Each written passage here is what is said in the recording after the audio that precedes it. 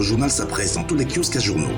Votre journal s'apprête numéro 227 en grande titraille foncière en pages 2, 3, 4 et 5. L'Omaïture dans le littoral. Le ministre des Domaines, du Cadastre et des Affaires foncières, Henri Yébéaïssi, a procédé le 5 mai 2022 au lancement d'une opération spéciale de remise des titres fonciers à ses acquéreurs afin de leur octroyer la pleine jouissance des dites parcelles. Toujours en zoom, dans le foncier, Maïture, Louis-Roger Manga roule à fond pour la sécurisation foncière. Le directeur général de la mission d'aménagement d'équipement des terrains urbains et ruraux, en fonction depuis le 13 septembre 2012, à la sécurité foncière en défi tous les jours afin d'assurer la satisfaction des clients et partenaires de la structure dont il a reçu la charge. Encore aussi, sur la Maïture, entreprise sous le feu de l'activité. Conseil régional du littoral, satisfecit de gestion pour l'an 1 de l'exercice budgétaire. Au terme de la session budgétaire du premier exercice du dit conseil, on note un satisfecit général des conseillers régionaux qui, à l'occasion, ont renouvelé leur confiance à leur président, Sieur Polycarpe Banloc. Célébration du 20 mai 2022. Célestine Ketcha-Cortez insiste pour des villes propres. Au regard de la recurrence